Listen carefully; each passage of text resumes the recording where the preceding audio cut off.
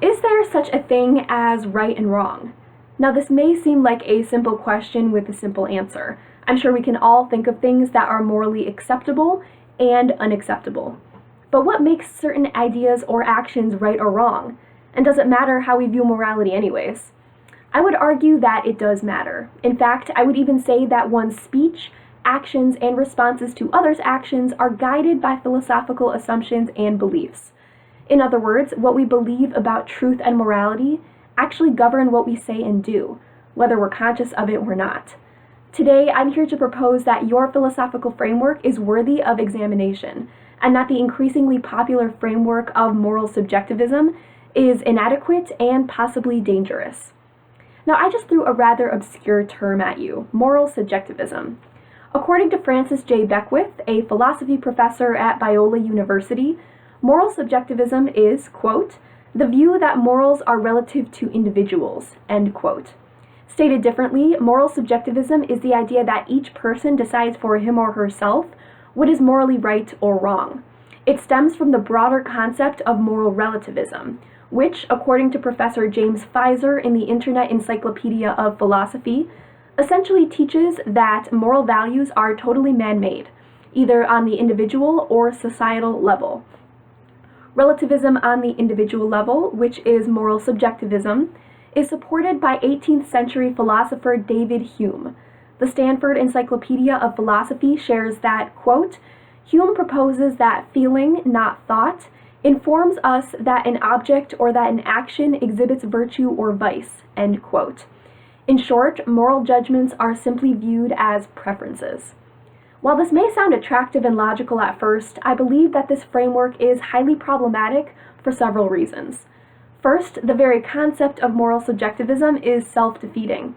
The claim that moral subjectivism is absolutely true goes against the core of moral subjectivism itself. If each person decides for themselves what is right and wrong, no one could legitimately say that anything is universally good or bad, true or untrue. The statement, there is no universal truth, is in itself a claim to know a universal truth. For this reason, I believe that those who verbally adhere to moral subjectivism may not live it out in reality. Next, when the logic of moral subjectivism is played out, it could have dangerous results. Picture a world in which moral subjectivism is widely adhered to and acted upon. Each individual would decide for themselves what they should or should not do, and others wouldn't have the moral grounds to impose judgments upon them. This may be a hard world to picture because in such a world, there would be no logical basis for condemning things like crime, infidelity, or abuse. Writer Cao Han Tan summarizes it well. He says, quote, if there is no moral law to which individuals are subject, it is a free-for-all, end quote.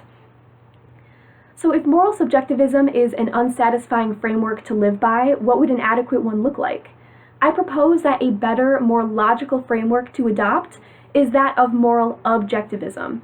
Moral objectivism states that there are moral standards that go beyond individual preferences, under which we are all responsible. James Pfizer claims that under objectivism, there are absolute and unchanging moral values that apply to everyone, everywhere, all the time.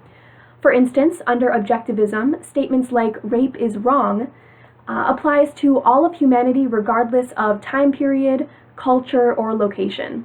There can be different views on where such values come from, but a popular one tied to many religions is that moral value was given to humanity by a higher power. Regardless of this source of morality and what it looks like, I believe that this framework sufficiently explains why we deem certain things right or wrong. It holds humans accountable for their actions and may lead to a safer world.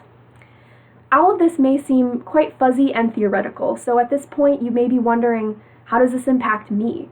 And what do I even do with this information? In response, I would say that what a person believes about morality and truth can in fact impact how he or she acts and interacts with others. 19th century writer Anton Chekhov summarizes it well by saying, "Man is what he believes." Now I want to challenge you to examine yourself. Consider if you believe in moral subjectivism or moral objectivism, and if your actions match what you believe. Lastly, I want to encourage you to do more research on this topic.